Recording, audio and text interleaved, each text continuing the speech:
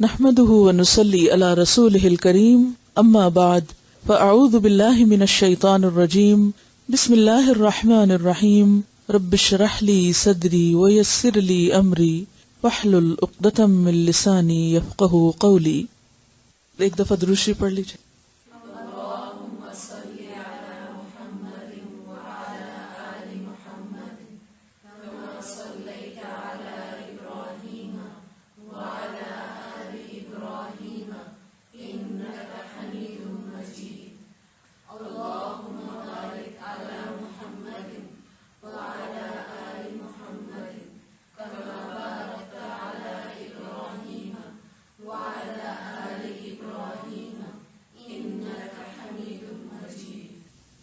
دعا مانگیے.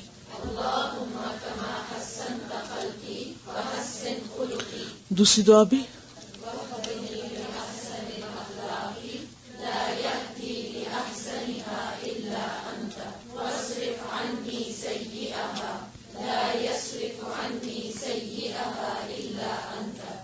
آج ہم جھوٹ کے بارے میں پڑھیں گے.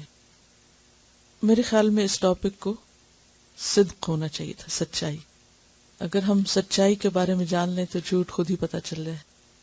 لیکن یہ ٹاپک اور یہ موضوع اتنا اہم ہے کہ اگر ہمیں اس کی سمجھ آ جائے تو گویا پورے دین کی سمجھ آ جائے. اور اگر یہ صفت ہمارے اندر پیدا ہو جائے یعنی سچائی کی، اور ہم جھوٹ سے بچنے لگ جائیں تو تمام اعمال صالح یا نیک اعمال کی کنجی ہمارے ہاتھ میں آ جائے. کیونکہ سچائی ایسی چیز ہے کہ جو باقی نیکیوں کا راستہ ہموار کرتی ہے، اور جھوٹ ایسی چیز ہے جو نیکیوں کے دروازے بند کرتی ہے. اور نہ صرف یہ کہ ربانی رزق بند ہوتا ہے بلکہ مادی رزق بھی گھٹتا ہے جھوٹ کی وجہ سے. اہل ایمان اور منافقین میں فرق ہی جھوٹ کا ہے. مومن بزدل ہو سکتا ہے، مومن بخیل ہو سکتا ہے، لیکن مومن جھوٹا نہیں ہو سکتا.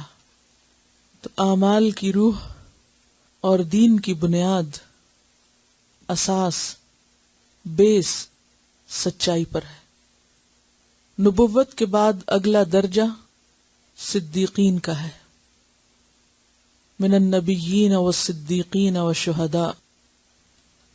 اللہ سبحانہ وتعالی ہمیں سچے لوگوں کا ساتھ دینے کا حکم دیتا ہے. کونوا مع الصادقین. قیامت کے دن سچے لوگوں کو ان کی سچائی کی جزا ملے گی، اور قیامت کا دن سچے لوگوں کا دن ہے. قیامت کے دن اصل کامیاب ہونے والے لوگ دراصل سچے لوگ ہی ہوں گے. ھذا یوم ینفع الصادقین صدقہم. تمام انبیاء کو اللہ سبحانہ وتعالی نے سچی زبان عطا کی. وجعلنا لہم لسان صدق علیا. انبیاء کے بعد سچے لوگ ہر دور میں دین کے خادم بنے اور انہی کی خدمت میں برکت ہوئی. نبی صلی اللہ علیہ وسلم کے بعد حضرت ابوبکر صدیق رضی اللہ تعالی عنہ کو اس امت کے السابقون الاولون میں سے اول ہونے کا خطاب ملا، یا ان کو یہ مقام ملا. والذی جاء بالصدق وصدق به اولئک هم المتقون. وہ جو سچائی لایا اور اس نے سچائی کی تصدیق کی، وہی لوگ دراصل متقی لوگ ہیں. صدق، سچائی، صداقہ، سچی دوستی، اور صادق کہتے ہیں عربی میں بہت میٹھی کھجور کو. تو سچا انسان کیسا ہوتا ہے؟ میٹھا ہوتا ہے. اس کی باتیں، اس کا معاملہ، اس کا طریقہ، اس کا طرز عمل، ان سب چیزوں میں ایک ایمان کی مٹھاس اور حلاوت ہوتی ہے جو اس کے آس پاس کے لوگوں کے لیے بھی باعث سکون ہوتی ہے. صادق اور صدیق میں فرق یہ ہے کہ صدیق بہت زیادہ سچے کو کہتے ہیں، جو سچائی میں کامل ہو، ہر لحاظ سے سچا ہو، اور نہ صرف یہ کہ زبان سے بلکہ عمل سے اپنی بات کو سچا کر دکھانے والا ہو. اور سچائی دل اور زبان کی موافقت کا نام ہوتی ہے. جو دل میں ہے وہی زبان پر ہے۔ ایسے انسان کا سر اور علانیہ یعنی اندر کا حصہ اور باہر کا حصہ، ظاہر اور باطن ایک جیسا ہوتا ہے۔ سچا شخص اپنی بات پر قائم رہتا ہے، اسی لیے سچے انسان کو نیکی پر استقامت نصیب ہوتی ہے۔ اس کے اندر تلون نہیں ہوتا، وہ ایک سٹیبل انسان ہوتا ہے۔ جھوٹا شخص رنگ بدلتا رہتا ہے، کبھی ایک بات کہتا ہے، کبھی دوسری بات کہتا ہے، کبھی ایک کام کرتا ہے، کبھی دوسرا کام کرتا ہے۔ لیکن سچا انسان نہ صرف یہ کہ اپنے قول کا سچا ہوتا ہے، اپنے ارادوں کا بھی سچا ہوتا ہے اور اپنے عمل کا بھی سچا ہوتا ہے۔ اور عمل کی سچائی کیا ہوتی ہے کہ جس چیز کو انسان اچھا سمجھے اور اچھا قرار دے اور نیکی سمجھے، پھر اس پر جم جائے۔ جیسے اس کائنات کی سب سے بڑی سچائی اللہ کی معرفت اور اللہ پر ایمان لانا ہے، تو پھر قل آمنت باللہ ثم استقم، ہر حال میں انسان اس پر جمع رہے۔ قرآن پاک میں صدق 5 طرح سے استعمال ہوا ہے: لسان الصدق، قدم الصدق، مقعد الصدق، مدخل الصدق اور مخرج الصدق۔ یعنی صدق کو 5 طریقوں سے بیان کیا گیا ہے۔ رب ادخلنی مدخل صدق، کہ یا اللہ مجھے جہاں بھی لے جا سچائی کے ساتھ لے جا، سچائی کے مقام پہ داخل کر۔ وَأَخْرِجْنِي مُخْرَجَ صِدْقٍ، نبی صلی اللہ علیہ وسلم کے لیے مدخل صدق کیا تھا؟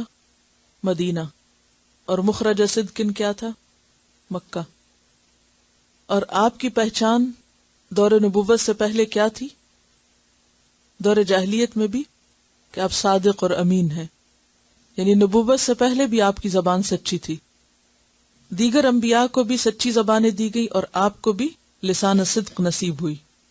اور قدم صدق کیا ہے؟ جنت۔ اور مقعد صدق وہ سچا مقام جو اللہ کی ملاقات کے وقت انسان کو نصیب ہوگا۔ ان المتقین فی جنات و نہر فی مقعد صدق عند ملیک مقتدر، متقی لوگ باغوں اور نہروں میں ہوں گے، یعنی جنت میں، فی مقعد صدق، سچائی کے مقام پر، یعنی جنت کو اور ان کے اس گھر کو اور اس خاص مقام کو جہاں وہ اللہ تعالیٰ سے ملاقات کریں گے، عند ملیک مقتدر، اقتدار والے بادشاہ یعنی اللہ رب العالمین کے پاس مقعد صدق میں ہوں گے، یعنی ایسے مقام اور ایسی جگہیں ان کو نصیب ہوں گی جنہیں سچائی سے پہچانا گیا۔ تو گویا سچائی انسان کو دنیا میں بھی فائدہ دیتی ہے، اور سچائی ہی انسان کی آخرت کے درجات کی بلندی کا ذریعہ بنے گی۔ اور اللہ سے ملاقات کرنے کے لیے، اللہ کا دیدار کرنے کے لیے جو صفت انسان کو چاہیے وہ سچائی ہے۔ اور سچائی کیا ہے؟ حق کے مطابق بات، واقع کے مطابق بات، خواہ اپنی ذات کی نفی ہوتی ہو، خواہ نقصان ہوتا ہو۔ کیا سمجھ میں آیا؟ کیا ہوتی ہے سچائی؟ سچ کیا ہوتا ہے؟ ہم تو کہتے ہیں سچ کڑوا ہوتا ہے۔ عربی کی تعریف میں ہے کہ صادق بہت میٹھی کھجور ہوتی ہے جس کا ذائقہ اپنی اصل پر ہے۔ دنیا اور آخرت کی کامیابی کا انحصار اسی پر ہے۔ ایمان اور منافقت کا فرق بھی اسی میں ہے۔ کوئی مومن ہے یا نہیں، اس کا فیصلہ اسی صفت پر ہے۔ سچائی باقی نیکیوں اور خیر اور بھلائی کا راستہ کھولتی ہے۔ الصدق طمأنینہ، سچائی دل کو اطمینان بخشتی ہے۔ سچائی واقع کے مطابق حقیقت چیز ہوتی ہے۔ سچائی دل اور زبان کی موافقت کا نام ہے۔ سچائی ظاہر و باطن کے ایک ہونے کا نام ہے۔ سچا انسان قابل اعتماد ہوتا ہے، اپنے آس پاس کے لوگوں کو خوشی دیتا ہے۔ سچائی محض قول کی سچائی نہیں ہوتی، بلکہ سچائی انسان کی نیت کی سچائی بھی ہوتی ہے، ارادے کی پختگی کا نام بھی ہے، معاملات میں سچا ہونا بھی، اور اسی طرح آغاز و انتہا ہر چیز میں سچائی ضروری ہوتی ہے۔ انبیاء کی صفت ہے سچائی، اور انبیاء کے بعد سب سے بڑا مقام سچے لوگوں کا ہے۔ اور صدیقیت کیا ہوتی ہے؟ صدیق اور صادق کا فرق کیا ہے؟ صادق ہوتا ہے جیسے زبان کا سچا، لیکن صدیق ہوتا ہے جو عمل سے سچائی کو ثابت کر دکھائے، جو تصدیق کرے، کامل سچائی۔ اور سچی دوستی کس کو کہتے ہیں؟ صداقت، یعنی اردو میں ہم صداقت سچائی کو کہتے ہیں نا، تو عربی میں صداقت کہتے ہیں سچی دوستی کو۔ جھوٹ تو گھڑنا پڑتا ہے نا، اور سچ ایک فطرت کی آواز ہوتی ہے، انسان کے اندر کی آواز ہوتی ہے۔ دل میں اطمینان ہوتا ہے، خواہ کوئی ناراض بھی ہو، وقتی طور پر کسی کو اچھا نہ بھی لگے، لیکن اپنے لیے اور دوسرے کے لیے نتیجے کے اعتبار سے وہی اصل چیز ہے۔ اللہ سے ملاقات اور اللہ کے دیدار اور اللہ کے خاص مقرب بندوں میں شامل ہونے کے لیے سچائی کے بغیر گزارا ہی نہیں۔ سچائی اعمال صالحہ کی کنجی ہے، سچائی کے بغیر نیکی کی توفیق کا راستہ نہیں کھلتا۔ جھوٹ سننے والے اور حرام کھانے والے کو برابر قرار دیا۔ سماعون للکذب اکالون للسحت۔ جھوٹ کو یاد رکھنے کے لیے بھی ایفرٹ کرنی پڑتی ہے، بالکل صحیح۔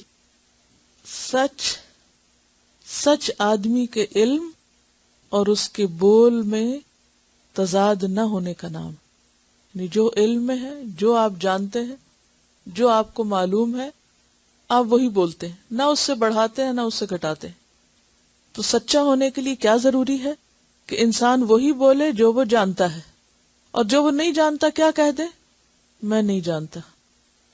اور انسان جو بول رہا ہے وہ وہی ہو جو واقعی اس کے علم میں آیا ہو، اور جو اس کے علم میں نہ آیا ہو اسے خود سے نہ گھڑے، اپنی طرف سے نہ بیان کرے۔ تو انسان کی معلومات اور انسان کے قول دونوں میں موافقت کا ہونا بے حد ضروری ہے۔ ہم دیکھتے ہیں کہ پوری کائنات سچائی پر قائم ہے، کیونکہ اللہ نے ان کو حق کے ساتھ پیدا کیا ہے۔ ما خلقنا السماوات والارض وما بینہما الا بالحق۔ ہر چیز حق پر، سچائی پر قائم ہے، جو ہے وہی دکھائی دیتی ہے۔ مثلا سورج کو آپ دیکھیں، کیا دکھائی دیتا ہے؟ جو وہ ہے، کیا کرتا ہے، جو اس کا کام ہے۔ چاند کو دیکھیں، درخت کو دیکھیں، کبھی ایسا نہیں ہوگا کہ آپ درخت لگائیں آم کا اور نکل آئے کچھ اور، وہ وہی نکلے گا جو آپ لگائیں گے، وہ ایسا ہی ہوگا۔ ایک درخت کی جو خوشبو یا ایک پتے کی یا پھول کی جو ہے وہی آپ کو ملے گی، چاہے آپ 100 دفعہ اس کے پاس جائیں، وہ وہی ہوگا، وہ بدلا ہوا نہیں ہوگا، اس میں آپ کوئی تبدیلی نہیں پائیں گے۔ پہاڑوں کو آپ دیکھیں، پتھروں کو آپ دیکھیں، مختلف چیزوں کو آپ دیکھیں، اپنے ہاتھ، اپنے پاؤں، اپنے جسم کو دیکھیں، وہ جو ہیں وہی نظر آتے ہیں۔ اگر وہ تھکے ہوئے ہیں تو وہ ویسے ہی نظر آئیں گے، اگر وہ صحت مند ہیں تو وہ صحت مند ہی نظر آئیں گے، وہ پریٹینڈ نہیں کرتے۔ اسی طرح جانوروں کو بھی آپ دیکھیں، بچوں کو بھی آپ دیکھیں، تو ہر چیز جو ہے وہ سچائی پر ہے، سوائے انسان کے جس کو عقل ملی، شعور ملا، اس نے اپنی عقل کو غلط استعمال کر کے ہر چیز کو مسخ کیا، ہر چیز کو بدل دیا۔ تو آئیے اب پڑھتے ہیں کہ جھوٹ کیا چیز ہے، کیونکہ جو سچ نہیں پھر وہ کیا ہے؟ جھوٹ ہے۔ بنیادی طور پر کذب کا معنی ہوتا ہے غلط خبر دینا۔ سچ کیا ہے؟ درست خبر دینا، چاہے وہ زبان سے ہو، چاہے وہ عمل سے ہو، چاہے وہ رویے سے ہو۔ اور جھوٹ کیا ہے؟ غلط خبر دینا۔ یہ جو لفظی معنی ہے نا، یہ آپ پکا کر لیں اپنے ذہن میں، تو باقی چیزیں سمجھنا بہت آسان ہو جائیں گی۔ جھوٹ کا معنی غلط خبر دینا، یہ جھوٹ ہوتا ہے۔ عربی میں کہتے ہیں کذبت العین، آنکھ نے جھوٹ بولا۔ آنکھ کب جھوٹ بولتی ہے انسان کی؟ جب وہ کسی چیز کو جو وہ ہوتی ہے وہ نہیں دیکھتی، اپنے امیجنیشن سے کچھ اور ہی دیکھتی، تو دھوکہ دے جاتی ہے ہمیں۔ آپ ایک چیز کو دور سے کچھ سمجھتے، جب پاس جاتے ہیں تو آپ کہتے او ہو یہ تو میں کچھ اور ہی سمجھا تھا، یہ تو وہ نہیں. تو یہ جو عمل ہے وہ کیا ہے؟ دراصل جھوٹ. کہ کسی چیز کے بارے میں وہ نہ بتانا جو وہ ہے. خرابیاں کہاں سے شروع ہوتی ہیں؟ جھوٹ سے شروع ہوتی ہیں. کہ جو چیز جو ہے نہیں اس کو وہ مقام دیا جا رہا ہے، وہ کہا جا رہا ہے یا بنایا جا رہا ہے یا اس طرح پیش کیا جا رہا. اسی طرح کذب السیر کا معنی ہوتا ہے چلنے کی کوشش نہ کرنا. سیر کا کیا معنی ہوتا ہے؟ چلنا. اور کذب السیر نہ چلنا. تو جھوٹ ہے خبر غلط، خلاف حقیقت، خلاف واقع، علم اور زبان کا فرق، بے تحقیق بات، بیس لیس بات. منافقت کا دروازہ کھول دیتا ہے، بندے کے ایمان کو سخت نقصان دیتا ہے، اور اگر انسان باز نہ آئے تو ایمان کا مکمل خاتمہ تک کر دیتا ہے. انسان کی ہدایت کی راہ میں بہت بڑی رکاوٹ. قال اللہ تعالی ان اللہ لا یہدی من هو کاذب کفار. اللہ سبحانہ تعالی فرماتے ہیں بے شک اللہ کسی ایسے شخص کو ہدایت نہیں دیتا جو جھوٹا ہو اور منکر حق ہو، ناشکرا ہو. گویا جھوٹے شخص کو ہدایت سے بھی محروم کر دیا جاتا ہے. اور ہدایت جیسا کہ آپ جانتے ہیں کہ ایک ہدایت توفیق ہوتی ہے اور ایک ہدایت ارشاد ہوتی ہے. ہدایت ارشاد تو سب کے لیے، جھوٹوں اور سچوں سب کے لیے، لیکن ہدایت توفیق کہ سیدھے رستے پہ جانے اور پھر نیکی کا کام کر لینے کی توفیق اور اس کا دروازہ کھل جانا، یہ نعمت ملتی ہے سچے لوگوں کو. یہ تھی آیت سورۃ الزمر 3. اور سورۃ مؤمن آیت 28 میں فرمایا ان اللہ لا یہدی من هو مسرف کذاب. بے شک اللہ تعالی نہیں ہدایت دیتا کسی اس شخص کو جو حد سے بڑھا ہوا اور سخت جھوٹا ہو. مسرف کذاب. تو اس سے پتہ یہ چلتا ہے کہ جھوٹ کا سب سے بڑا نقصان یہ ہوتا ہے کہ انسان ہدایت سے، صحیح راستے سے، اللہ کی گائیڈنس، رہنمائی سے، توفیق سے محروم ہو جاتا ہے. اور جس پر کوئی دروازہ ہی بند ہو جائے اس کے لیے پھر آگے خیر اور بھلائی کرنے کے مزید چانسز کیا ہو سکتے ہیں. اسی لیے اللہ تعالیٰ فرماتے ہیں قال اللہ تعالی یا ایھا الذین آمنوا اتقوا اللہ وکونوا مع الصادقین. اے لوگو جو ایمان لائے ہو اللہ سے ڈرو اور سچوں کے ساتھ ہو جاؤ. کونوا مع الصادقین. کیونکہ انسان کی دوستی اسی شخص سے ہو سکتی ہے جس کو وہ اپنے مزاج اور ذوق کے مطابق پاتا ہے. یہ بالکل نیچرل ہے نا. آپ اپنی فطرت، مرضی اور مزاج کے خلاف دوسرے کو زیادہ دیر برداشت نہیں کر سکتے. تو جو شخص خود سچا ہوتا ہے اسی کو سچائی سے اٹریکشن ہوتی ہے اور وہ خود بخود سچے لوگوں کی طرف لپک جاتا ہے. جیسے حضرت ابوبکر صدیق رضی اللہ تعالیٰ عنہ پوری زندگی سچائی کا ایک عملی نمونہ نظر آتے ہیں اور ہر خیر اور بھلائی کے کام میں آگے سے آگے بڑھتے ہیں. کیوں؟ اس لیے کہ خود سچے ہیں، اپنے اندر سچائی رچی بسی ہوئی، اور جہاں وہ سچائی کا کوئی بھی رخ دیکھتے ہیں فوراً اس کو سب سے آگے بڑھ کر قبول کر لیتے ہیں بغیر کسی انتظار کے. حدیث ہے ان عبداللہ رضی اللہ عنہ عن النبی صلی اللہ علیہ وسلم قال ان الصدق يهدي الى البر وان البر يهدي الى الجنة وان الرجل ليصدق حتى يكون صديقا وان الكذب يهدي الى الفجور وان الفجور يهدي الى النار وان الرجل ليكذب حتى يكتب عند الله كذابا. رواہ البخاری. سیدنا عبداللہ رضی اللہ عنہ سے روایت ہے کہ نبی کریم صلی اللہ علیہ وسلم نے فرمایا بلا شبہ سچ آدمی کو نیکی کی طرف بلاتا ہے. سچ نیکی کی طرف بلاتا ہے. یعنی جب انسان سچا ہوتا ہے تو خود بخود اس کے اندر نیکی کی محبت پیدا ہوتی. گویا سچ اس کو پش کر رہا ہے اور اس کو لے جا رہا ہے اور اس کو آگے بڑھا رہا ہے نیکی کے کاموں میں. وَإِنَّ الْبِرَّ يَهْدِي إِلَى الْجَنَّةِ. اور بے شک نیکی جنت کی طرف لے جاتی ہے. وَإِنَّ الرَّجُلَ لَيَصْدُقُ. اور بے شک آدمی سچ بولتا رہتا ہے. حَتَّى يَكُونَ صِدِّيقًا.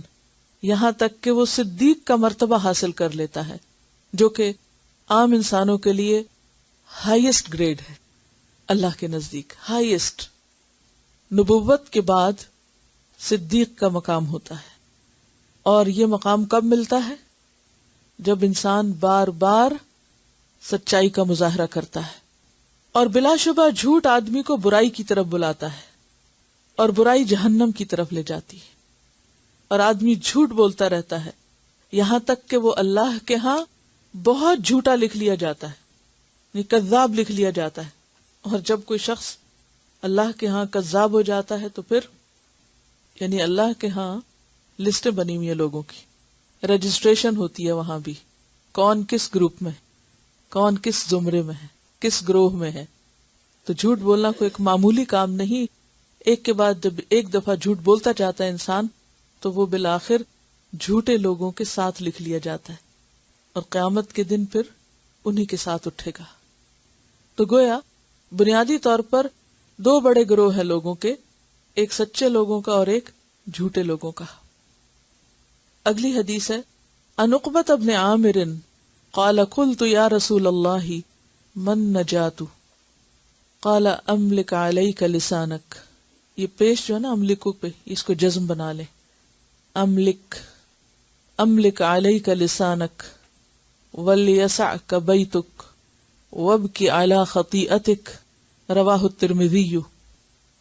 عن عقبۃ بن عامر، عقبہ بن عامر رضی اللہ عنہ سے روایت ہے، قال کہتے ہیں، قلت میں نے کہا، یا رسول اللہ، اے اللہ کے رسول صلی اللہ علیہ وسلم، من نجات، نجات کس چیز کا نام ہے، یعنی نجات کس سے ہوتی ہے؟ قال فرمایا، املک علیک لسانک، اپنی زبان کو قابو میں رکھو۔ املک کا کیا معنی؟ مالک بنو، یعنی اپنی زبان کے مالک بنو، اور جو کسی چیز کا مالک ہوتا ہے وہ اس کو کنٹرول میں رکھتا ہے، اپنی مرضی کے مطابق استعمال کرتا ہے، یعنی زبان قابو میں رکھو۔ وَلْيَسَعْكَ بَيْتُكَ، اور چاہیے کہ وسعت کرے تجھ کو تیرا گھر، یعنی تیرا گھر تجھے کافی ہو، اپنے گھر میں رہو۔ گھر ایک تو گھر ہوتا ہے جو گھر کے معنوں میں ہے، اور دوسرا معنی کیا ہے کہ اپنی حدود کے اندر اور اپنے کام سے کام رکھنا، کیونکہ جب انسان اپنے گھر میں ہوتا ہے، یعنی ضرورت سے باہر نکلتا ہے، کام سے باہر نکلتا ہے، اور پھر واپس آ کے اپنے گھر میں اپنے کاموں کو لگ جاتا ہے، تو بہت سے شر اور خرابیوں اور برائیوں سے بچ جاتا ہے۔ جتنا زیادہ آپ گھر سے باہر ہوں گے، جتنا زیادہ آپ لوگوں میں ہوں گے، جتنا فضول گپ شپ کریں گے، اتنا ہی زیادہ احتمال ہے اس بات کا کہ آپ کی زبان سے غلط باتیں نکلیں گی، اور خاص طور پر بے بنیاد باتیں، جھوٹی باتیں۔ تو جھوٹ سے بچنے کے لیے کیا ضروری ہے کہ انسان اپنے کام سے کام رکھے، اپنے دائرہ کار میں رہے، اپنے مقصد پر فوکس کرے، اور بیکار میں لوگوں سے انٹریکٹ نہ کرے۔ وَابْكِ عَلَىٰ خَطِیئَتِکَ، اور اپنی خطاؤں پہ رو، یعنی اگر غلطی ہو جائے تو بجائے اس کے کہ اس کے اوپر تعویلیں کرو، اس کو جسٹیفائی کرو اور اسے درست قرار دو، اس کا اعتراف کر لو، اس پہ رو لو اور اللہ سے معافی مانگ لو، تو خود بھی قرار آ جائے گا اور آگے مزید نیکی کا دروازہ بھی کھل جائے گا۔ دیکھیے کہ جب انسان جھوٹ بولتا ہے نا تو اس کو ایک ایفرٹ کرنی پڑتی ہے۔ سب سے پہلے تو خود اپنے آپ سے جھگڑنا پڑتا ہے، اپنے سے لڑنا پڑتا ہے، اپنے آپ کو دبانا پڑتا ہے۔ پھر چونکہ جھوٹی بات یا خلاف حقیقت بات اس کو کائنات کی کوئی چیز ایکسپٹ نہیں کرتی، وہ سب کے لیے ایک ناپسندیدہ چیز ہے، لہٰذا وہ صرف اپنے سے جھوٹ نہیں بول رہا ہوتا، یہ کسی سامنے والے سے نہیں بول رہا ہوتا، وہ ہر ایک سے بول رہا ہوتا، کیونکہ وہ ایک غلط بات کر رہا ہے، خلاف حقیقت بات کر رہا ہے، اور پھر اس پر وہ اصرار کر رہا ہے اور اس کی وہ اصلاح نہیں کر رہا۔ تو ایسے میں وہ سارا سٹریس اور سارا بوجھ اور سارا غم جو ہے وہ کس پہ جائے گا؟ خمیازہ کون بھگتے گا؟ نتیجہ کس پہ پڑے گا؟ اسی پہ جس نے کیا۔ اور اپنی غلطی کا اعتراف کر لینا، مان لینا، ہاں یہ غلطی مجھ سے ہوئی ہے اور میں نے کی ہے اور میں اس پر شرمندہ ہوں، اور انسان اس پر رو کر اللہ سے معافی مانگ لے، تو آپ نے دیکھا ہوگا دل کتنا ہلکا ہو جاتا ہے اور معاملہ رفع دفع ہو جاتا ہے۔ تو یہ انسان کی بھلائی کے نسخے، نجات اسی میں ہے، کامیابی اسی میں ہے کہ انسان اپنی زبان قابو میں رکھے، لوگوں سے بقدر ضرورت ملے، اور اپنی غلطیوں پر روئے، صرف اعتراف نہیں بلکہ انہیں اپنے حق میں نقصان دہ سمجھے۔ اگلی حدیث کو آپ سب مل کے ذرا پڑھیں۔ عن ابی ہریرہ عن النبی صلی اللہ علیہ وسلم قال آیۃ المنافق ثلاث اذا حدث کذب واذا وعد اخلف واذا اؤتمن خان، رواہ البخاری۔ سیدنا ابو ہریرہ رضی اللہ عنہ سے روایت ہے کہ نبی کریم صلی اللہ علیہ وسلم نے فرمایا، منافق کی علامتیں تین ہیں، جب بات کرے تو جھوٹ بولے، اذا حدث کذب، واذا وعد اخلف، اور جب وعدہ کرے تو اس کے خلاف کرے، واذا اؤتمن خان، اور جب اس کو امانت دی جائے یا امین بنایا جائے تو خیانت کرے۔ اور صحیح مسلم کی روایت میں آتا ہے، اگرچہ وہ روزہ رکھے، اگرچہ وہ نماز پڑھے، اور اگرچہ وہ یہ سمجھتا ہو کہ میں مسلمان ہوں۔ خواہ کوئی شخص روزہ رکھے یا نماز پڑھے یا اپنے آپ کو مسلمان سمجھتا رہے، لیکن اگر وہ جھوٹ بولتا ہے اور وعدہ خلافی کرتا ہے اور خیانت کرتا ہے تو وہ پکا منافق ہے۔ اور منافقین کا انجام کیا ہے؟ ان المنافقین فی الدرک الاسفل من النار۔ اصل میں اگر زندگی کو سچائی کی بنیاد پر استوار کرنا ہو تو پوری زندگی کو ری شیڈیول کرنا پڑے گا۔ یہ کمپلیٹ چینج کا نام ہے۔ سچا بننا ایک نیا لائف سٹائل ہوگا جو اخلاص پر مبنی ہوگا، جس میں انسان اپنی زبان، اپنی گفتگو، اپنے قول اور اپنے معاملات کو صحیح طور پر استوار کرے گا، کیونکہ یہ دو مختلف زندگیاں ہیں۔ کیسے مختلف؟ سچائی نور ہے، روشنی ہے، اور جھوٹ اندھیرا ہے۔ تو اتنا ہی فرق ہوگا جیسے دن اور رات میں۔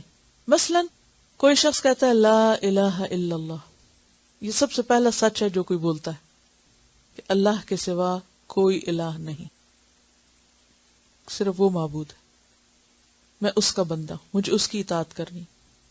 یہ کہنے کے بعد اگر کوئی شخص اپنی منمانی کرے یا اوروں کی بات مانے یا اللہ کی اطاعت اور فرما برداری نہ کرے، تھوڑی دیر میں مثلاً اذان ہوتی ہے، نماز کا وقت آ جائے اور وہ نماز نہیں پڑھتا، تو اس نے جو بات کہی کہ میں اس بات کی گواہی دیتا ہوں کہ اللہ کے سوا کوئی عبادت کے لائق نہیں، تو اس کی بات کہاں گئی؟ جھوٹی ہو گئی۔ اگر تم واقعی سچے تھے تو تم حی علی الصلاۃ اور حی علی الفلاح کا جواب دیتے اور نماز ادا کرتے۔ پھر اس کے بعد عام روزمرہ زندگی میں ہمارے دین کے ہم سے بہت سے تقاضے۔ جب ایک شخص یہ کہتا ہے کہ میں اللہ کو سب کچھ مانتا ہوں اور پھر اللہ کی بات نہیں مانتا، تو وہ تو ایک جھوٹے انسان کی طرح سب کچھ کر رہا ہے۔ اس کے تو زبان اور اس کے عمل میں تضاد ہے، فرق ہے۔ وہ اللہ کو نہیں، اپنے دل کو الہ مانے ہوئے، جیسے قرآن مجید میں آتا نا، اَرَأَيْتَ مَنِ اتَّخَذَ إِلَٰهَهُ هَوَاهُ أَفَأَنْتَ تَكُونُ عَلَيْهِ وَكِيلًا، کیا تم نے دیکھا اس شخص کو جس نے اپنی خواہش نفس کو اپنا الہ بنا رکھا ہے؟ کیا بھلا پھر تم اس پر کارساز ہو سکتے ہو؟ تم اس کا کچھ بنا سکتے؟ تم اس کو کچھ فائدہ پہنچا سکتے ہو؟ نہیں۔ قرآن پاک میں اللہ تعالیٰ فرماتے ہیں، یا بنی آدم لا تعبدوا الشیطان، شیطان کی عبادت نہ کرو۔ اب جب انسان شیطان کی عبادت ویسے تو نہیں کرتا، لیکن شیطان کے بہکاوے میں آ کر اللہ سے کیے ہوئے عہد کو فراموش کر دیتا ہے، تو وہ اللہ کی عبادت کا دعویٰ لا الہ الا اللہ سچ نہیں، جھوٹ کہہ رہا ہے اس میں، تو اس کے تو ایمان کا دعویٰ ہی سچا نہیں۔ منافقین کو منافقین کیوں کہا جاتا تھا؟ کیا مشکل تھی ان کی؟ کیا فرق تھا؟ جب وہ ایمان والوں کے ساتھ ہوتے تو کیا کہتے؟ ہم تمہارے ساتھ ہیں، اور جب وہ اپنے دوستوں کے ساتھ ہوتے تو ان کو کیا کہتے؟ ہم تمہارے ساتھ ہیں۔ تو یہ جو ڈبل فیس لوگ تھے، دوہرے چہرے والے، ادھر ہوتے تو ان کی مرضی کی بات، ادھر ہوتے تو ان کی مرضی کی بات، کیا یہ دھوکہ نہیں تھا؟ اور کیا کرتے تھے منافقین؟ کہا جاتا کہ فساد نہ کرو تو کہتے ہم تو اصلاح کر رہے ہیں۔ اور کیا کرتے؟ جب انہیں نماز کی طرف بلایا جاتا، اذا قاموا الی الصلاۃ قاموا کسالى۔ اگر ہم سب اپنے اس رویے پر غور کریں کہ اذان ہوتے ہی ہمارا طرز عمل کیا ہوتا ہے، ہمیں کتنا شوق ہوتا ہے، کتنا بھاگ کے ہم اس کی طرف آتے ہیں، تو یہیں سے ہمیں اپنے ایمان اور اپنی سچائی کا پتہ چل جائے گا کہ ہم کتنے سچے ہیں. اور کیا کرتے تھے؟ جب انہیں جنگ کے لیے بلایا جاتا تو نہیں آتے تھے، اور جب مال غنیمت آتا تو فوراً پہنچ جاتے تھے. یعنی انہیں اسلام سے صرف مال حاصل کرنے اور دنیاوی فائدوں کی حد تک غرض تھی. اور کیا کرتے تھے؟ کیا کردار آتا ہے ان کا؟ اہل ایمان کا مذاق اڑاتے تھے. نبی صلی اللہ علیہ وسلم کی مجلس میں بیٹھتے باتیں سننے کے لیے، تجسس کے لیے، اور پھر جا کے ان میں کئی جھوٹ ملا کے اوروں کو بتاتے. ایمان والوں کو بے وقوف سمجھتے تھے، اللہ کی راہ میں قربانیاں کرنے والوں کو بے وقوف سمجھتے تھے. کوئی کام کا وقت آتا تو بہانے پیش کرتے تھے، یعنی کام چور لوگ تھے. بیسیکلی سارے ہی اپوزٹ کیریکٹرز تھے. خواہ نماز کی بات ہوتی، زکوٰۃ کی ہوتی، صدقے کی ہوتی، یا نیکی کے کسی بھی کام کی دعوت ہوتی، سب کچھ الٹ.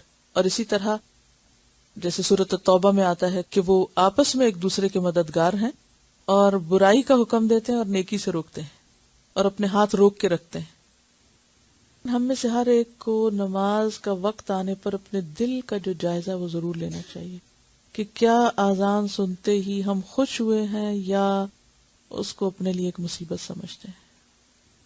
کبھی کبھار تو ہو سکتا ہے کہ کوئی ایسی مجبوری ہوتی ہے، بعض اوقات کی کسی چیز میں جلدی ہوتی ہے، یا کوئی ایمرجنسی ہوتی ہے، یا کسی اور شخص کو آپ سے ایسی ضرورت ہو سکتی ہے. لیکن اگر روزانہ کا طریقہ ہی یہ بن جائے کہ دھوپ پیلی پڑے تو نماز پڑھی جائے، تو ایسی نماز کو منافقین کی ہی نماز قرار دیا گیا ہے کہ جو دھوپ کے پیلا پڑنے کا انتظار کرتے رہتے ہیں، اور جب تھوڑا وقت رہتا ہے تو پھر ٹھونگے مارتے ہیں جیسے مرغا دانے چنتا ہے. تو آپ صلی اللہ علیہ وسلم نے فرمایا تل کا صلاۃ المنافق. پوچھا گیا کہ کون سی؟ تو فرمایا کہ وہ جو دھوپ کے پیلا پڑنے کا انتظار کرتا ہے اور جب تھوڑا سا وقت بچتا ہے تو پھر جلدی سے اس طرح سجدے کرتا ہے جیسے مرغا زمین پہ ٹھونگے مار رہا ہو دانا چننے کے لیے، اور اللہ کو کچھ بھی یاد نہیں کرتے اس نماز میں. اور یہ ایک حقیقت ہے کہ جو نماز دیر سے پڑھی جاتی ہے وہ واقعی ٹھونگے ہوتی. وہ پنجابی میں ایک محاورہ نا، ویلے دی نماز تے کویلے دی ٹکرا، وہ صرف زمین پہ ٹکرے مارنے والی بات ہی رہ جاتی. بنیادی طور پر منافقت جنم لیتی ہے دنیا کی محبت سے، دنیا کو آخرت پر ترجیح دینا. تو جب انسان دنیا کو آخرت پر ترجیح دینے لگتا ہے تو دنیا کے کام اس کو زیادہ اہم لگتے ہیں، زیادہ ارجنٹ لگتے ہیں، زیادہ ضروری لگتے ہیں، اور ان میں وہ اتنا مشغول رہتا ہے کہ پھر اللہ کے ذکر اور اللہ کے دین کے لیے اس کے پاس وقت نہیں بچتا، یا وہ اتنا اہم نہیں رہتا. پھر اسی طرح ہم دیکھتے ہیں کہ جھوٹ میں بعض اوقات ہم بڑے بڑے جھوٹ بولنے سے تو پرہیز کرتے ہیں، لیکن کچھ اس قسم کے جھوٹ بھی ہوتے ہیں کہ جن کو ہم جھوٹ سمجھتے بھی نہیں ہیں، اور انہیں ہم بولتے ہوئے یا اختیار کرتے وقت احساس بھی نہیں کرتے. اگلی حدیث ہے عن عبداللہ بن عامر انہ قال دعتنی امی یوما ورسول اللہ صلی اللہ علیہ وسلم قائد فی بیتنا فقالت ہا تعال اعطیک فقال لها رسول اللہ صلی اللہ علیہ وسلم وما اردت ان تعطیہ قالت اعطیہ تمرا فقال لها رسول اللہ صلی اللہ علیہ وسلم اما انکی لو لم تعطیہ شیئا کتبت علیکی کذبۃ رواہ ابو داود. سیدنا عبداللہ ابن عامر رضی اللہ عنہ سے روایت ہے کہ میری ماں نے مجھے ایک دن بلایا اور رسول اللہ صلی اللہ علیہ وسلم ہمارے گھر میں بیٹھے ہوئے تھے. تو اس نے کہا کہ ادھر آؤ، میں تمہیں ایک چیز دوں گی. تو رسول اللہ صلی اللہ علیہ وسلم نے اس سے فرمایا تم نے کیا دینے کا ارادہ کیا ہے؟ اس نے کہا میں کھجور دوں گی. تو رسول اللہ صلی اللہ علیہ وسلم نے اس کو کہا اگر تم اس کو کچھ نہ دیتی تو تمہارے اوپر ایک جھوٹ کا گناہ لکھا جاتا. اور یہ چیز کتنی عام ہے، مائیں بچوں کے ساتھ ہر وقت جھوٹی باتیں کرتی رہتی، حتیٰ کہ بچے جھوٹ کو بھی جھوٹ نہیں سمجھتے اور اسی پہ تربیت پاتے ہیں. اچھا تم ایسا کر لو تو تمہیں یہ ملے گا، تم وہ کر لو تو تمہیں، یا یہ کہ جھوٹی بات کر کے ان کو ٹال دیا، یا ان سے جھوٹ بلوایا، فون پہ یہ کہہ دو، فلاں سے یہ نہ کہنا، یہ کہنا، یعنی ان کو جھوٹ پکا کرا کے وہ کہلوا کے بھیجا. اب ہم سمجھتے ہیں بچے معصوم ہیں، ان کو کیا پتا، لیکن کیا ہوتا ہے وہ پھر جس ماحول میں تربیت پاتے ہیں وہ اس سے بھی بڑے جھوٹے بن کے نکلتے ہیں. وہ ماں باپ جنہوں نے بچوں کو دوسروں کو دھوکہ دینا سکھایا ہو، وہ جب بڑے ہوتے ہیں تو ماں باپ ہی کو دھوکہ دیتے ہیں. تو بعض اوقات ہم سمجھتے ہیں کہ یہ تو بچے ہیں اور اس کو ہم بہلانا کہتے ہیں، جھوٹ بولنا کہتے بھی نہیں، جھوٹ مانتے بھی نہیں. السلام علیکم. ایک گریڈ 5 کا بچہ تھا اور ایسے لگتا تھا کہ ہر بات اس کی جھوٹی، کام کیا نہیں کیا، کتاب ہے نہیں ہے، اور اس کی کنڈر گارڈن سے یہ عادت چلی آ رہی تھی، اور ٹیچرز لٹرلی اپنے بال نوچ رہی تھیں کہ جو پوچھو جھوٹ، اور بے خوف جھوٹ. اور بعد میں پتہ چلا کہ ماں باپ کی بنتی نہیں تھی اور افیئر چل رہا تھا، تو گھر میں اتنا جھوٹ بولا جاتا تھا کہ بچے پہ کوئی اثر نہیں ہوتا تھا اگر تم اس کو کہو نا کہ سچ بولو، کچھ جیسے کوئی فلکر بھی نہیں. اتنا hardened, he was a hardened liar at age 10, and the teachers literally didn't know what to do with him, and it was because of the constant lies that were being lived in the house. کیونکہ جو چیز عمل سے انسان سیکھتا ہے وہ کہیں زیادہ پکی ہوتی ہے، خواہ وہ سچائی ہو یا جھوٹ ہو، بنسبت اس کے کہ جو صرف زبانی کسی لیکچر سے سیکھے. اور پھر اس میں آپ دیکھیں کہ ماں باپ اپنے لیے کیا صدقہ جاریہ چھوڑ کے جاتے ہیں، سچ کا یا جھوٹ کا. اگر جھوٹ بولا اور ان کو جھوٹ سکھا دیا اور وہ جھوٹ پہ پلے اور جھوٹ ان کی زندگی میں ایک نارم بن گیا، تو پھر وہ بیج کس نے لگایا تھا، اور اس کا صلہ یا وہ کانٹے کس کے راہ میں آئیں گے؟ لگانے والوں کے. اور والدین کا صرف سچ کی تلقین کرنا کبھی بھی فائدہ نہیں دے سکتا جب تک کہ وہ خود سچے نہ ہوں اور سچے بن کے نہ دکھائیں. پھر جھوٹ کی ایک اور قسم ہے. عن ابی ہریرہ عن النبی صلی اللہ علیہ وسلم قال کفى بالمرء كذبا ان يحدث بكل ما سمع، رواہ مسلم. سیدنا ابو ہریرہ رضی اللہ عنہ سے روایت ہے کہ رسول اللہ صلی اللہ علیہ وسلم نے فرمایا، آدمی کے جھوٹا ہونے کے لیے اتنا ہی کافی ہے کہ وہ ہر سنی سنائی بات کو آگے بیان کر دے، کہ جو کسی نے کہا اس کو بغیر تحقیق کے، بغیر انالائز کیے آگے پہنچا دے. اور اس میں آپ دیکھیے کہ صرف زبانی باتیں ہی نہیں، عملی طور پہ بعض اوقات ہم اتنا انفلوئنس ہو جاتے ہیں کہ ہمیں سمجھ نہیں آتی کہ جو بات ہم آگے پہنچا رہے ہیں وہ سچ بھی ہے یا نہیں. اور اس میں ایسی فیک قسم کی میلز، جھوٹے قصے، جھوٹی باتیں، جھوٹ پر مبنی سٹوریز بنائی ہوئی، ان کو ہم اصلاح کے لیے آگے ایک دوسرے کو بھیجتے رہتے ہیں. جھوٹے خواب. تو کوئی بھی چیز جس کی بنیاد پتہ نہ ہو، جس کی اوریجن پتہ نہ ہو، اس کو پھیلانا بھی جھوٹ پھیلانے میں حصہ لینا ہے. اور انسان اگر غلطی سے ایسا کر جائے تو جب اس کو احساس ہو، وہ ریئلائز کرے، تو اس سے کیا کرنا چاہیے؟ وڈرا کر لینا چاہیے اور اعلان کر دینا چاہیے کہ یہ بات جس سورس سے پہنچی وہ درست نہیں تھا، اور جس کو پہنچی وہ اپنی اصلاح کر لے. پھر اسی طرح بعض اوقات لوگوں میں لڑائی جھگڑا ہو جاتا ہے، اور اس موقع پر اگر آپ بہت سیدھی سیدھی باتیں کریں تو وہ فساد مزید پھیل سکتا ہے. ایسی صورت میں اجازت دی گئی کہ انسان کچھ خاموشی سے کام لے، یا بات کا کچھ حصہ جو ہے وہ آگے نہ پہنچائے تاکہ مزید فساد کی آگ نہ بھڑکے. عن ابن شہاب ان حمید بن عبد الرحمن اخبرہ ان امہ ام کلثوم بنت عقبہ اخبرته انها سمعت رسول اللہ صلی اللہ علیہ وسلم یقول لیس الکذاب الذی یصلح بین الناس فینمی خیرا او یقول خیرا. ابن شہاب روایت کرتے ہیں کہ حمید بن عبد الرحمن نے انہیں خبر دی کہ ان کی یعنی حمید کی والدہ سیدہ ام کلثوم بنت عقبہ رضی اللہ عنہا نے انہیں خبر دی کہ انہوں نے رسول اللہ صلی اللہ علیہ وسلم کو یہ فرماتے ہوئے سنا تھا کہ جھوٹا وہ نہیں جو لوگوں میں باہم صلح کرانے کی کوشش کرے اور اس کے لیے کسی اچھی بات کی چغلی کھائے. یعنی ایک شخص جو دوسرے سے ناراض ہے، ان کے درمیان صلح کرانے کے لیے ان کی بری باتیں نہیں بلکہ اچھی باتیں دوسرے تک پہنچائے. مثلا اگر ایک شخص دوسرے کے بارے میں کچھ پہنچا رہا ہے اور وہ کہے اس نے میرے بارے میں کوئی غلط بات کی ہوگی نا، ایسا بھی کہا ہوگا، ایسا بھی کہا ہوگا، تو اس موقع پر انسان اس کی تصدیق نہ کرے بلکہ اگر کوئی اچھی بات معلوم ہے تو اس کو پہنچا دے. یہاں پر جو لفظ آیا نا فینمی خیرن، تو ینمی نمو سے ہے، نشو نما دینا کسی چیز کو، یعنی بڑھانا. ینمی خیرن یعنی خیر کو بڑھا کے بیان کرے. یعنی مثلا کسی کی طرف سے جب وہ بات پہنچائے تو وہ کیا کرے؟ خیر کی بات کو زیادہ سٹریس کے ساتھ بتائے، بار بار بتائے، لیکن اس شخص نے جو غلط باتیں کہی ہیں ان کو چھپا جائے.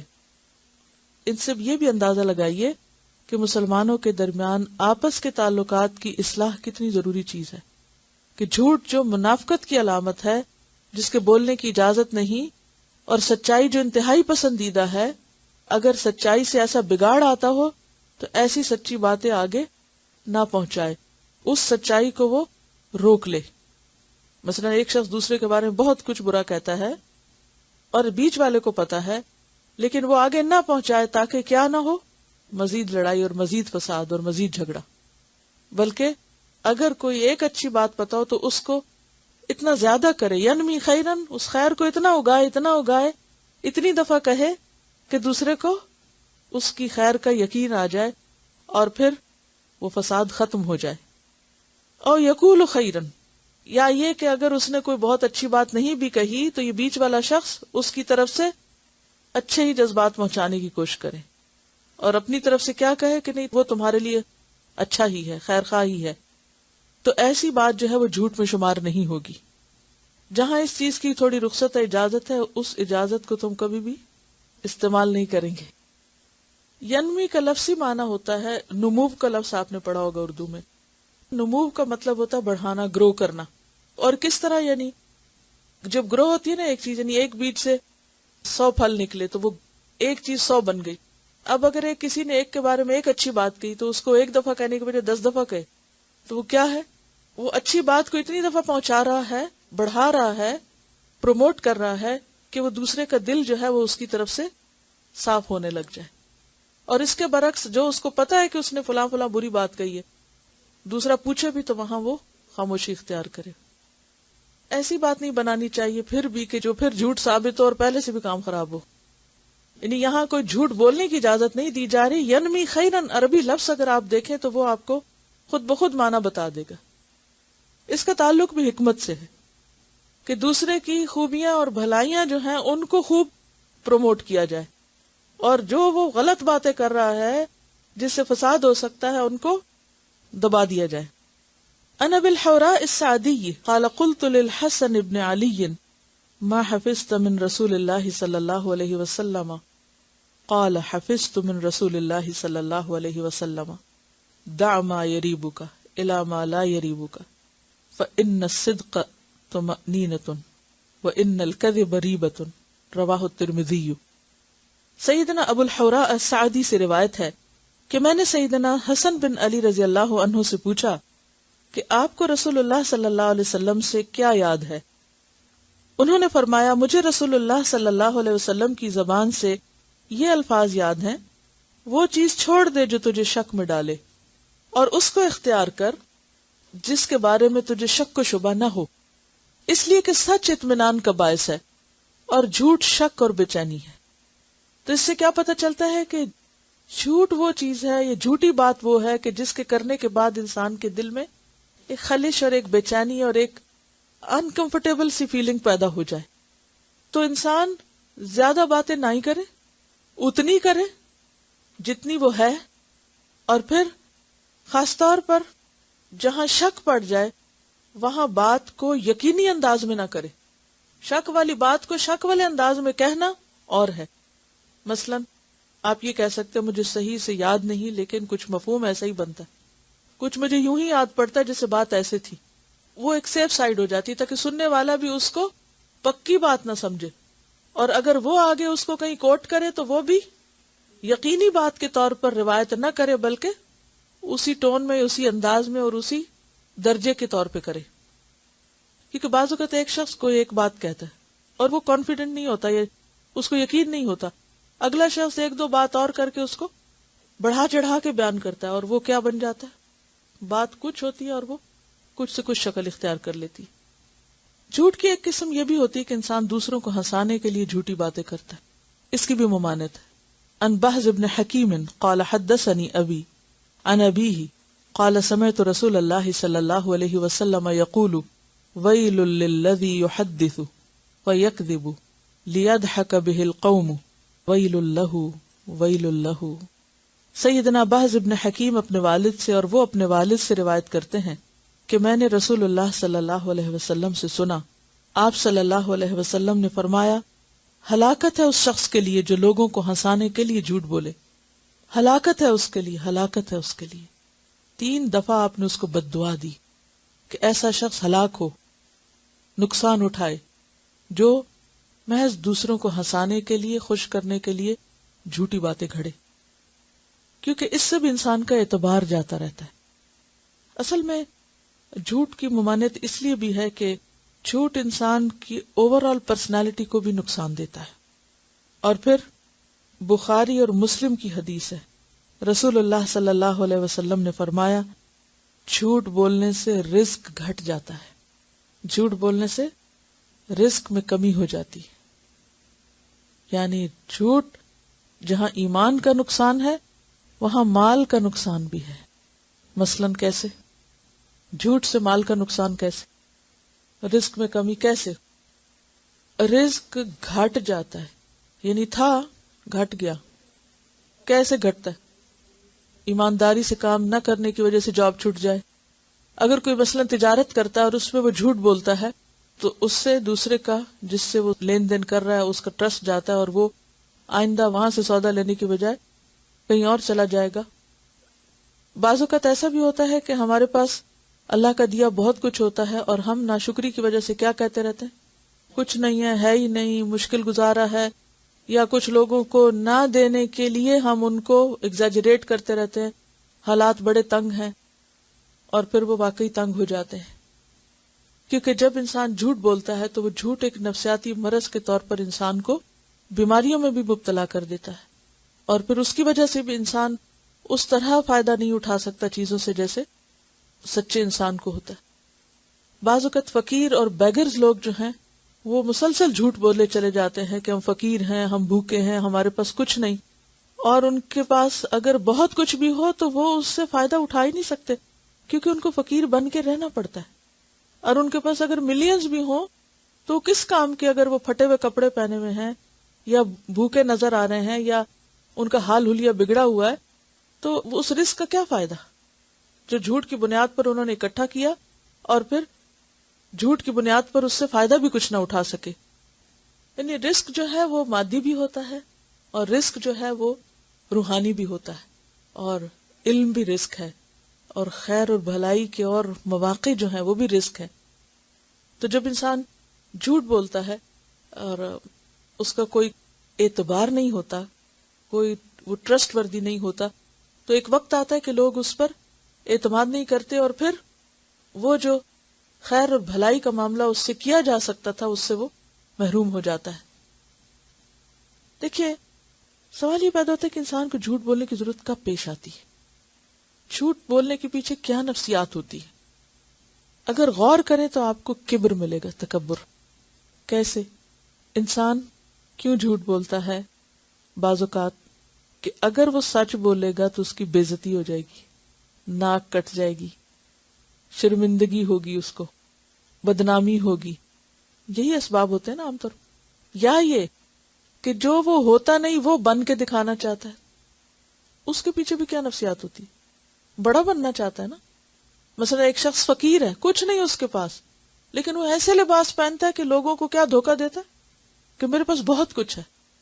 پھر اسی طرح جیسے آپ صلی اللہ علیہ وسلم کا نکاح ہوا تھا تو اس موقع پر آپ صلی اللہ علیہ وسلم نے ان کو دودھ پیش کیا اور انہوں نے کہا کہ مجھے طلب نہیں. اور یہ نہیں کہ انہوں نے جھوٹ ہی بولا ہوگا، کیونکہ شادی کا دن ایسا دن ہوتا ہے کہ جب انسان کو بھوک ہو بھی تو واقعی ایک عجیب ایموشنل سٹیٹ ہوتی ہے کہ طلب نہیں بھی ہوتی. یعنی کہ کچھ کیفیات ایسی ہوتی ہیں کہ جب انسان کا کھانے پینے کو دل نہیں چاہتا اس کا، تو ہو سکتا ہے کہ انہوں نے اس کے، ہم یہ نہیں کہتے کہ انہوں نے نعوذ باللہ کو غلط بیانی ہی کی ہوگی، لیکن اس موقع پر آپ نے مزید اصلاح ضرور کی، کیونکہ آپ کی تعلیم کا طریقہ کیا ہوتا تھا کہ حسب ضرورت حسب حالت آپ ساتھ ساتھ بتاتے جاتے تھے. تو آپ نے کیا فرمایا کہ بھوک اور جھوٹ کو جمع نہ کرو، کہ جھوٹا تکلف جو ہے وہ بھی درست نہیں. تو انسان وہ نظر بھی نہ آئے کہ جو وہ ہے نہیں، نہ زیادہ امیر اور نہ فقیر. یعنی جہاں یہ منع ہے کہ اپنی حیثیت سے کہیں بڑھ کے نظر آئے، وہاں یہ بھی منع ہے کہ اپنی حیثیت سے اتنا کام نظر آئے کہ دوسرا شخص اس کے بارے میں پھر دھوکہ کھا جائے. یعنی ایک نیچرل انداز میں رہنا چاہیے، جو آپ ہیں وہی آپ نظر آئیں، خواہ وہ علم کا معاملہ ہو، خواہ وہ مال کا معاملہ ہو، خواہ وہ کسی بھی کام کا معاملہ ہو. یعنی کام کے معاملے میں کیا ہے کہ مثلا اگر آپ کوئی کام چھوٹا موٹا کر رہے ہیں اور آپ ظاہر کریں کہ آپ بہت کچھ کر رہے ہیں تو یہ بھی ایک طرح سے جھوٹ ہو جاتا ہے، اور یہ خود نمائی میں۔ اس کا علاج کیا ہو سکتا ہے؟ کس طرح انسان اس سے باہر نکلے؟ جھوٹ کیوں بولا جاتا ہے؟ خود کو بڑا منوانے کے لیے، یعنی عموماً جھوٹ کی وجہ کیا ہے؟ خود کو بڑا منوانا، اپنی بڑائی کا سکہ جمانا، اپنے آپ کو دوسروں کے مقابلے میں چھوٹا نہ ہونے دینا۔ اس کا علاج کیا ہے؟ کیسے انسان اپنے آپ کو منائے کہ کوئی فرق نہیں پڑتا اگر نہ کوئی مجھے بڑا سمجھے؟ اس کا حل اور علاج یہ ہے کہ انسان یہ سوچے کہ خواہ اس دنیا میں کوئی بڑا ہے خواہ کوئی چھوٹا ہے، سب کا انجام ایک ہی، مٹی کا گڑا، موت۔ کوئی کتنا بھی بڑا امیر ترین انسان ہو، کتنا بھی بڑا عزت والا ہو، کتنی بھی شہرت ہو اس کے پاس، کہاں جاتا ہے؟ کہاں جاتا ہے؟ قبر میں۔ وہ قبر کوئی سنگ مرمر کی بنا دے یا گولڈ کی بنا دے یا چاندی کی بنا دے، قبر قبر ہے، خواہ وہ شیشے کا بکسہ ہو یا لکڑی کا ہو، کسی بھی چیز کو، قبر قبر ہے۔ ہر بڑا اور چھوٹا سب ایک ہی زمین میں جا رہے ہیں، ساری بڑائیوں کو وہی خاک میں ملنا ہے۔ پھر قیامت کے دن کیسے اٹھیں گے؟ قیامت کے دن بڑا کون ہوگا؟ سچا۔ ھذا یوم ینفع الصادقین صدقہم، آج کا دن سچے لوگوں کو ان کا سچ کام آئے گا، سچوں کی سچائی ان کو فائدہ دے گی۔ تو سچا ہونا الٹیمیٹلی فائدہ مند ہے۔ یہ صرف چند دن کی بڑائی ہے، چند دن کا نام ہے، چند دن کی شہرت ہے، چند دن کا روب ہے، چند دن کی عزت ہے۔ ان سب چیزوں کو ایک ہی گڑھے میں جا کے ملنا ہے، اور پھر دوبارہ جب سب اٹھیں گے اصلی حالت میں اٹھیں گے۔ کوئی بن کے اٹھ سکتا ہے وہاں سے؟ کوئی اٹھ سکتا ہے وہاں سے اس حال میں کہ وہ اپنے آپ کو بڑی چیز ثابت کرے؟ وہاں نہیں۔ اللہ کے ہاں فیصلہ سچائی کی بنیاد پر ہوگا۔ پھر اس جھوٹ کا کیا فائدہ، یا جھوٹی شہرت اور عزت کا جو صرف چند دن کے لیے ہو اور جس کا انجام اتنا وحشتناک ہو؟ تو بہرحال جھوٹ جو ہے وہ نقصان دہ ہے، خواہ اللہ پر باندھا جائے جیسے شرک ہے، یا اللہ کے بارے میں جھوٹی بات بتانا جو اللہ نے نہیں فرمائی، خواہ وہ نبی صلی اللہ علیہ وسلم کے بارے میں کہا جائے، کوئی جھوٹی حدیث گھڑ کے سنائی جائے، خواہ وہ جھوٹا خواب ہو، کیونکہ بدترین جھوٹ کی ایک قسم کیا ہے کہ انسان اپنی آنکھوں کو وہ دکھائے جو اس نے دیکھا ہی نہیں، یعنی جھوٹے خواب بیان کرنا۔ اچھا، اس کے پیچھے بھی کیا نفسیات ہوتی جھوٹے خواب بیان کرنے کے پیچھے؟ یا چھوٹا موٹا خواب ہوتا ہے اس کو اتنا بڑھا کے پتہ نہیں کیا سے کیا بنا دیا جاتا ہے، کیا چیز ہوتی ہے؟ تاکہ ہماری امپورٹنس بنے، لوگوں کے دل میں ہمارا روب قائم ہو، لوگوں کے دل میں ہماری نیکی اور تقوی اور معلوم نہیں کیا کیا۔ اصل وہی پیچھے چھپا ہوا دکھاوا اور بڑائی کی اور بڑا بننے کی خواہش۔ نبی صلی اللہ علیہ وسلم نے فرمایا سب سے بڑا جھوٹ یہ ہے کہ آدمی اپنی آنکھوں کو وہ دکھائے جو انہوں نے دیکھا ہی نہیں۔ پھر اسی طرح بدگمانی بہت بڑا جھوٹ ہے۔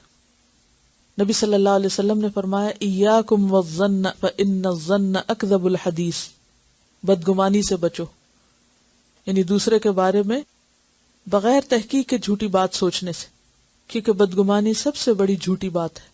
یعنی آپ کسی کے بارے میں وہ سوچ رہے ہیں جو اس کے وہم و گمان میں بھی نہیں، جو اس کے خیال میں بھی نہیں۔ پھر اسی طرح عدالتوں میں جھوٹ، جھوٹی گواہیاں۔ آپ صلی اللہ علیہ وسلم نے فرمایا جھوٹی گواہی اللہ کے ساتھ شرک کے برابر ہے۔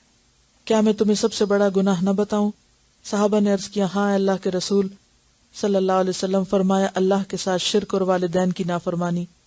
آپ نے ٹیک لگائی ہوئی تھی تو بیٹھ گئے اور کہا کہ جھوٹی گواہی یا جھوٹی بات، اور آپ برابر کہتے رہے یہاں تک کہ ہم نے کہا کہ کاش آپ خاموش ہو جائیں۔ پھر اسی طرح مبالغہ آرائی، یہ بھی جھوٹ کی ایک قسم ہے۔ رسول اللہ صلی اللہ علیہ وسلم نے فرمایا میری تعریف میں مبالغے سے کام نہ لو، ایگزیجریشن نہ کرو، جس طرح عیسائیوں نے ابن مریم کی تعریف میں مبالغہ کیا۔ بس میں تو صرف اللہ کا ایک بندہ ہوں، بس تم مجھے اس کا بندہ اور اس کا رسول کہو۔ نہ اپنی جھوٹی شہرت بنانے کے لیے جھوٹ بولنا چاہیے، اور نہ کسی کو بڑھانے چڑھانے کے لیے مبالغہ آرائی کرنا چاہیے، یا کسی کے بارے میں ایسے جذبات کا اظہار کرنا جو آپ کے دل کے جذبات نہیں۔ مثلا آپ کسی سے کہیں کہ میں تو آپ کی بے حد عزت کرتی ہوں، اور دل میں خاک برابر عزت نہ ہو، کسی سے کہے کہ میں آپ سے بے حد محبت کرتی ہوں اور دل میں کوئی محبت نہ ہو، تو انسان دوسرے کو جھوٹی باتیں کر کے اپنے سے راضی کرنے کی کوشش نہ کرے. جو دل میں ہے وہی زبان پر ہو، اور ہر ایک کی سچائی اس کے عمل سے ظاہر ہو جاتی. کون کس سے کتنی محبت کرتا ہے، کون کس کی کتنی عزت کرتا ہے، کون کس کے بارے میں کیا سوچتا ہے. صرف زبان کی باتیں کافی نہیں ہوا کرتی. پھر اسی طرح جھوٹی قسمیں کھانا. قیامت کے دن اللہ تعالیٰ ایسے لوگوں کی طرف دیکھے گا بھی نہیں، انہیں پاک بھی نہیں کرے گا جو جھوٹی قسم کھاتے ہیں. پھر اسی طرح رمضان میں اگر آپ اپنا ایک ہدف رکھ لیں اپنے تزکیہ اور اصلاح کا، اور پورا مہینہ اس بات کی پریکٹس کریں کہ مجھے روزہ رکھ کر نہ کوئی جھوٹی بات کرنی ہے، اور نہ ہی کوئی جھوٹی کسی کی تعریف، اور نہ ہی جھوٹے جذبات کا اظہار، اور نہ ہی کوئی جھوٹ بولنا ہے، اور دعا بھی اپنے لیے کرتے رہیں، تو انشاءاللہ آپ دیکھیں گے کہ اللہ تعالیٰ آپ کو سچا ایمان نصیب کرے گا. جب آپ شعوری کوشش کریں گے کہ مجھے غلط بیانی نہیں کرنی، حاصل کیا ہوگا، ملے گا کیا؟ ملنا تو وہی ہے جو اللہ چاہے گا، بلکہ الٹا جھوٹ بول کے تو رزق گھٹے گا، کسی کی محبت میں کمی ہو جائے گی. یعنی کہ جو ہمیں نیکی یا توفیق یا کوئی خیر بھلائی ملنی ہے وہ بھی نہیں ملے گی اگر جھوٹ سے کام لیا. اور خاص طور پر روزے کو جو نقصان دینے والی چیز ہے وہ کیا ہے؟ جھوٹ. نبی صلی اللہ علیہ وسلم نے فرمایا، بخاری کی روایت ہے، جو آدمی جھوٹ اور اس پر عمل کو نہ چھوڑے، من لم یدع قول الزور والعمل به فلیس للہ حاجۃ ان یدع طعامہ وشرابہ. تو یہ آپ کا اگلا ٹارگٹ ہے. کیا ہے حدیث کا مطلب؟ من لم یدع قول الزور، جس نے جھوٹی بات نہ چھوڑی، والعمل به، اور اس پر عمل کرنا، فلیس للہ حاجۃ، اللہ کو کوئی حاجت نہیں، فی ان یدع طعامہ وشرابہ، کہ کوئی شخص اپنا کھانا پینا چھوڑ دے. تو روزہ محض بھوکے پیاسے رہنے کا نام نہیں، بلکہ اس میں اہم ترین چیز کیا ہے کہ انسان سچا ہو. تو سچ جو ہے نیکی کا دروازہ ہے اور نیکی کی طرف لے جاتا ہے. لہذا ہمیں سچا بننا ہے اپنی نیت میں، جو ہم ارادے کریں، اپنے خیالات میں، سوچ میں، اپنے رویے میں، گفتگو میں، معاملات میں. اور اسی طرح پرہیز کریں کس سے؟ جھوٹ سے، جھوٹے رویوں سے، جھوٹی شہرت سے، جھوٹی تعریفوں سے، جھوٹے مذاق سے، جھوٹے خواب بیان کرنے سے. کہا جاتا ہے کہ من طلب اللہ بالصدق اعطاہ مراءۃ یبصر فیہا الحق والباطل. جو شخص اللہ سے سچائی مانگتا ہے، طلب کرتا ہے کہ اللہ اس کو سچا بنا دے اور اس کی زندگی سچ ہو جائے، تو اللہ اس کو ایک ایسا آئینہ دیتا ہے یا ایک ایسا معیار یا کرائیٹیریا دیتا ہے کہ جس سے وہ حق اور باطل کو دیکھنے لگتا ہے. یعنی اللہ اس کو صاحب بصیرت بنا دیتا ہے، اللہ اس کو حکمت عطا کرتا ہے. اور سچائی سے کیا چیز روکتی ہے انسان کو؟ یہ ڈر کہ پتہ نہیں پھر کیا ہو جائے گا، وہ چھٹ جائے گا، یہ نقصان ہو جائے گا، وہ مجھ سے محبت نہیں کرے گا، وہ مجھے کچھ دے گا نہیں، میں اس سے محروم ہو جاؤں، اس سے. یہ سب شیطان کے خوف ہیں. جب انسان سچ بولتا ہے تو شیطان ڈراتا ہے کس سے؟ نقصان سے. لیکن سچ فائدہ ہی دیتا ہے. اور جھوٹ بولنا بظاہر انسان کو لگتا ہے کہ شاید فائدہ دے، لیکن حقیقت یہ ہے کہ جھوٹ انسان کو لازمی طور پر، یقینی طور پر نقصان ہی دیتا ہے. لہذا انتہائی ضروری ہے کہ ہم اپنی تمناؤں میں، خواہشات میں، ارادوں میں، سوچوں میں. تمنا کی بات میں نے کس لیے کی کہ بعض اوقات ہم جھوٹی تمنائیں کرتے، ہوتا ہمارے دل میں کچھ نہیں، کہتے ہیں کبھی یہ ہو جائے، وہ ہو، میں یہ بھی کر لوں، میں حج کر لوں، میں فلاں کر لوں، اور اندر سے ارادہ وغیرہ کوئی پکا نہیں ہوتا. تو جھوٹی تمنائیں، جھوٹی خواہشات کا اظہار کرنا، جھوٹی باتیں کرنا، یہ انسان کو نقصان دیتا ہے. کیونکہ اللہ کو پتا ہوتا ہے کہ اس کے دل میں ہے کچھ نہیں، یہ صرف لوگوں کو راضی کرنے کے لیے اظہار کر رہا ہے. لہذا اللہ توفیق بھی نہیں دیتا، راستہ بھی ہموار نہیں کرتا، اور موقع بھی عطا نہیں کرتا. لہذا رمضان کا مہینہ کیا ہے؟ سچائی کی تجدید کا مہینہ. جیسے اس روز بھی شاید میں نے بات کی تھی کہ ہر رمضان میں انسان اپنا ایک ٹارگٹ رکھ لینا اس رمضان میں مجھے یہ اچیو کرنا ہے. کچھ باتیں تو آپ روٹین کی کریں گی، روزہ رکھیں گے، نماز پڑھیں گے، تراویح پڑھیں گے، صدقہ خیرات جو روٹین کا آپ کریں گے، زکوٰۃ وغیرہ کا حساب کریں گے، قرآن کی تلاوت ذرا مزید کریں گے، قرآن کو پھیلانے کی کوشش کریں گے. یہ تو کام وہ ہیں کہ جو ایک روٹین ہے، لگے بندے کام ہے رمضان کے. لیکن ان کے علاوہ بھی ہمیشہ انسان کو اپنی اصلاح کے لیے ایک ٹارگٹ رکھنا چاہیے کہ ہر روز اٹھے اور اس کی تجدید کرے کہ مجھے یہ کرنا ہے، مجھے یہ کرنا ہے. یہ رمضان میں نے اس طرح گزارنا ہے کہ یہ گزرے تو میں اپنے اس مقصد میں کامیاب ہو چکا. تو انشاءاللہ اللہ تعالیٰ اگر کوئی سچے دل سے نیت اور ارادہ کرے گا تو اللہ توفیق بھی دے گا اور آسان کر دے گا اور ہو جائے گا وہ کام. صرف ارادے کی، سچے ارادے کی ضرورت ہے. تو اللہ تعالیٰ ہمیں اس کی توفیق عطا فرمائے. وآخر دعوانا ان الحمد للہ رب العالمین. سبحانک اللہم و بحمدک، نشہد ان لا الہ الا انت، نستغفرک و نتوب الیک. السلام علیکم و رحمۃ اللہ وبرکاتہ.